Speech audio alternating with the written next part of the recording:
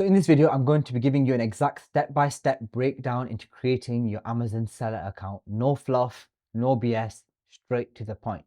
Now, before I get started, if you're interested in learning how to make sales through Amazon FBA, then I've got a completely free beginner's guide for Amazon FBA, link in the description. So before we go into creating your Amazon seller account, let me explain the different types of selling plans. So first of all, we have signing up as an individual and we have a professional selling account.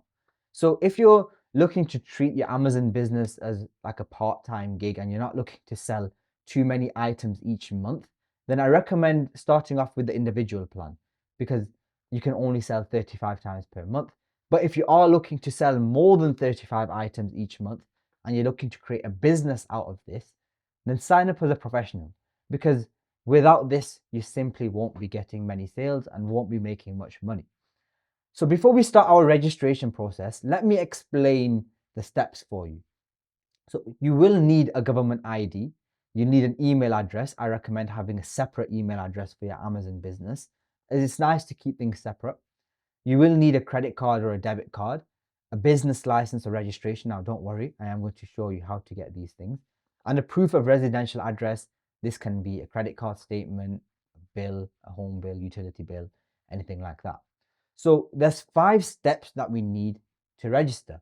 First of all, we need the business information, and I'm going to show you how to get all of that. Secondly, we need the seller information. So this is information about ourselves. Next, we need billing information. So once we open a bank account for the business, we need that information. Step number 4, we provide store and product information. And lastly, it gets verified by Amazon. So before we even go into creating an Amazon seller account, we first need a limited business. I recommend starting off as a limited business, or you can start off as a sole trader as well. But if you're looking to scale considerably, a business is the best way to go about things.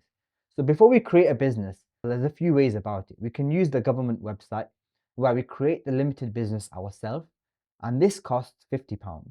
So you go to gov.co.uk/limited company formation/register your company. The link for this is in the description. Now, this costs £50. It's quite self-explanatory. It's very easy to do. But the method that I recommend doing is going to tide.co/company registration. And this costs $14.99. So not only are you saving £35, Tide creates a business for you and they give you a business bank account. I'm not sponsored to say this. It's very easy, straightforward, and straight to the point. So we're going to create a limited company. Then Tide are going to send over the documents. And this typically takes less than 24 hours. Sometimes you get the documents within a couple of hours. However, I also recommend using Revolut business bank account. And it's the one that I personally use for my own Amazon store. So sign up to this link. It's also in the description. Revolut give you a bank account very quickly and you can start creating your Amazon account as quickly as possible. So once we've got all of this, we then head over to sellercentral.amazon.co.uk and you click the big orange button that says sign up. Once you've clicked sign up, we're going to see this page over here which says, are we selling with an existing Amazon account? Now, we don't want to be using an existing Amazon account like I mentioned earlier in the video. We want to create a separate email address so everything is separate. If there's any problems with your Amazon buying account, then your selling account won't get affected. So click create your new Amazon account and then follow through the steps. So just put your name, your email, your password, and everything over here. It's quite self-explanatory. Now, once you've done that, you're going to verify this Amazon selling account. Okay, then boom, you're going to be hit with this page over here, which says, welcome to selling with Amazon. So just press get started. And the first question you're going to see is, where is your business registered? So most of you guys will be registered in the United Kingdom. So press save and continue. And then you're going to see question number 2. So what type of business do you have? There are a few types of businesses that are over here, and I'm going to explain them for you because they can be a little confusing at the start. So the first is a state-owned business. A state-owned business is something that's owned by the government. So for example, HMRC, that's a state-owned business, and it's not what we're going under. So don't click this option. Next, we have publicly listed business. So this is a business that's listed on the stock exchange. So for example, Apple or Samsung, this also isn't us. Then thirdly, we have privately owned business. So this is a business that's owned by a private group of people or a private individual. And this one, if you've created a limited company, you should be selecting this. Next, we have charity. I don't really need to explain what a charity is. And then we have sole proprietor. So this is also important. If you're deciding to start as a sole proprietor or a sole trader, then select this option. And lastly, we have individual. So like I said at the start of the video, if you've chosen an individual selling plan and you're not looking to create and treat Amazon as a business, then select this. However, for most of you, you will be looking to treat Amazon as a business, so don't select this one. So I'm going to click privately owned business. Next, press confirm and then wait. Now you're going to have to enter your business information. So make sure this is accurate, otherwise your account's just going to get rejected. So first of all, your business name. Make sure this is the exact same that you entered on Tide on the government website. So if it's, for example, CEO Yusuf Limited, make sure it's the exact same. You're not putting different typos in. Next is the company registration number. So this should be on the company certificate that you have, the registration number for your company. Enter that. And now we have the registered business address. So make sure this is the exact business address for your business, not your home residential address. Make sure it's wherever you registered your business to. So if you did choose to register it to a virtual address or if it's your accountant's address, use that. Don't use your home address. Now, if your business is your home address, then it's okay to use your home address in there. Now, once you've done that, you're going to have to enter your primary contact information. So this is usually our information.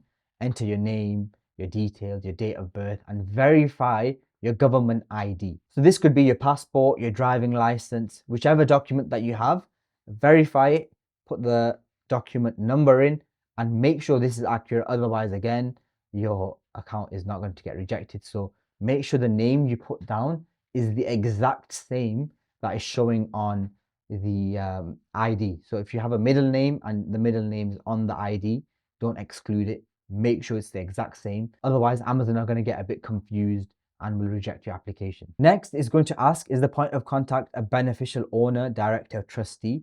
Now, we are the point of contact, so press yes. But if you're not, then press no. And then it's going to ask, primary contact person is the only beneficial owner of the business. Now, if you are the only owner, then press yes.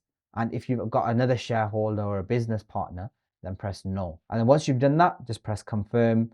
We are acting on behalf of a registered business. Yep, confirm, and then press next. On the next step, Amazon is going to ask you to verify your payment information. So this is where the bank that we used comes into play.